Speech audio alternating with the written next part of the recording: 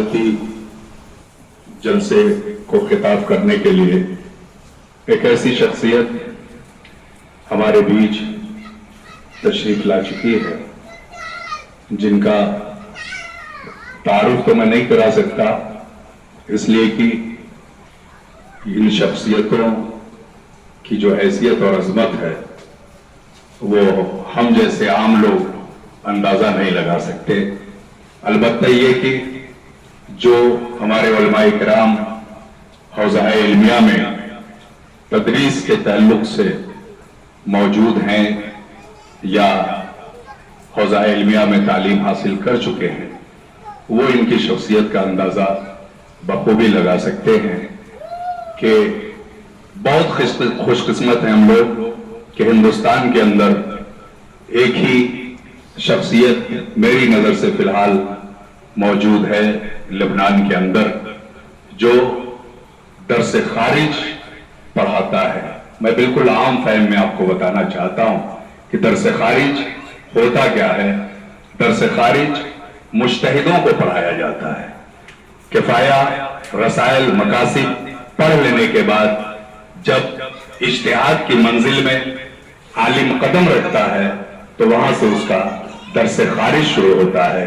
اور ہماری خوش نصیبی یہ ہے کہ ہماری پڑوس کی سرزمین کا ہمارا لال، ہمارا بھائی، ہمارا بیٹا علامہ مجتبیٰ حیدر صاحب 6 سال سے درس خارج لبنان میں دے رہے ہیں، مجتہدوں کو پڑھانے کا کام کر رہے ہیں۔ لیکن ہم لوگ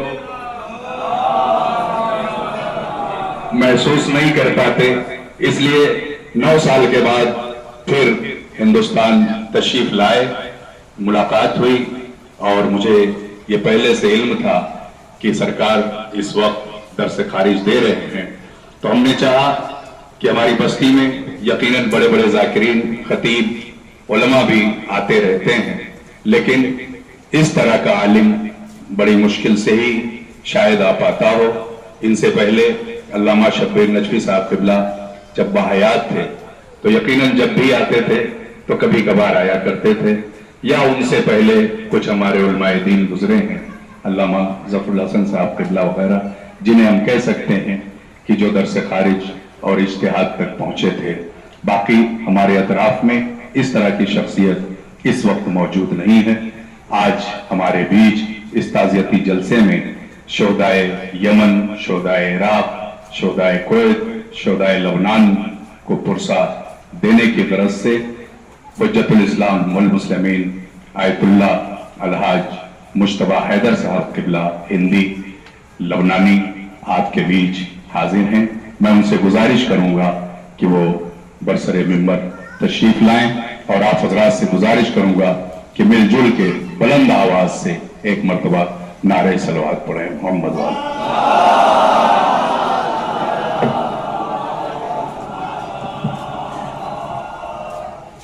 باواز بلند نعرہ صلوات۔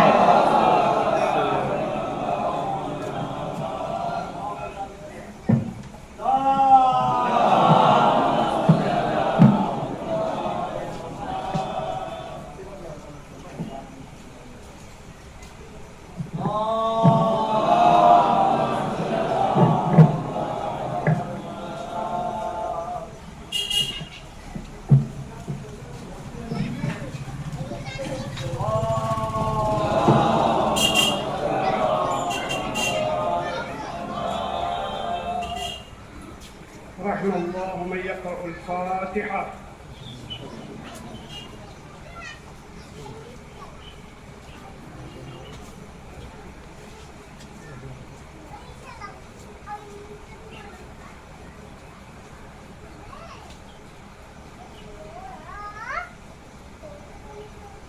شہداء یمن، شہداء کویت، شہداء عراق، شہداء لبنان کے لیے ایک سورہ فاتحہ۔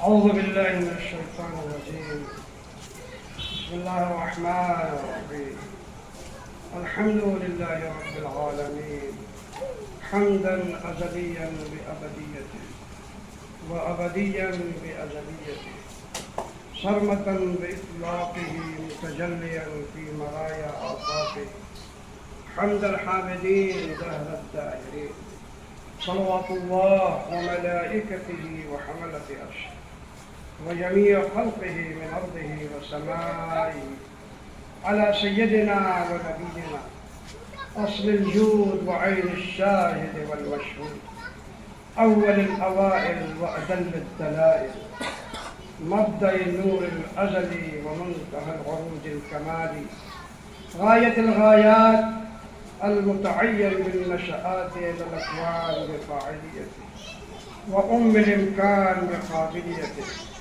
المثل الأعلى الإلهي وهيول العوالم الغير المتناهي روح الأرواح ونور الأشباح فالق أصباح الغيب وضعف ظلمة الغيب محتة 99 رحمة للعالمين سيد ما في الوجود صاحب لواء الحمد والمقام المحمود المبرقع بالعمى حبيب الله أبي القاسم محمد المصطفى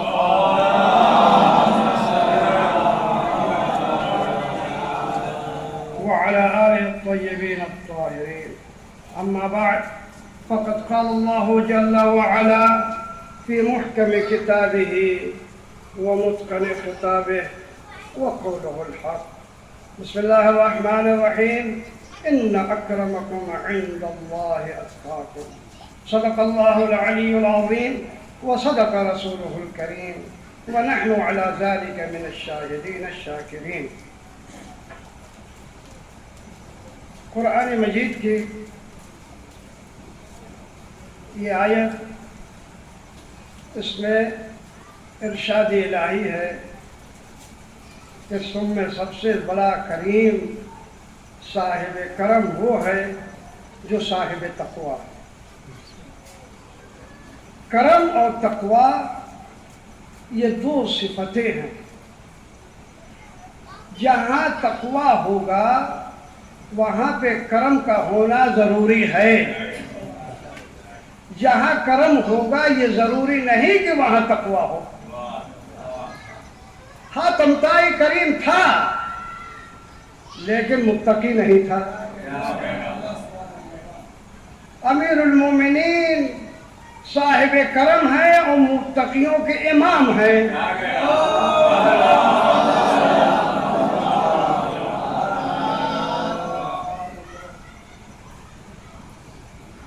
تقویٰ اور کرم یہ آج کا ہمارا مختصر تاکہ بحث لمبی نہ ہو جائے.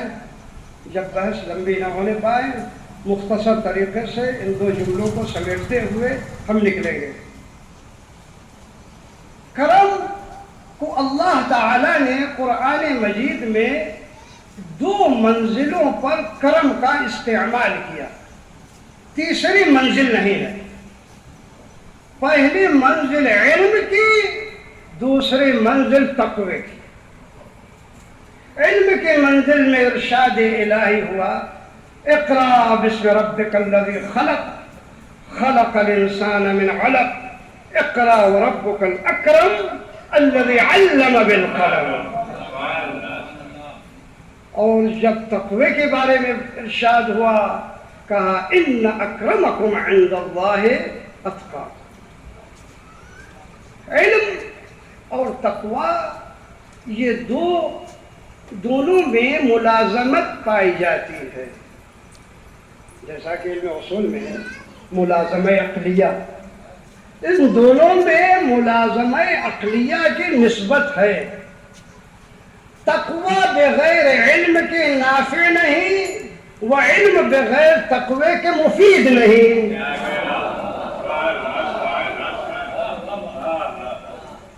جب علم ہوگا تو اس کے ساتھ تقوی کا ہونا ضروری ہے اور جہاں تقوی ہوگا وہاں پر علم کا ہونا دونوں ایک دوسرے سے جڑے ہوئے ہیں.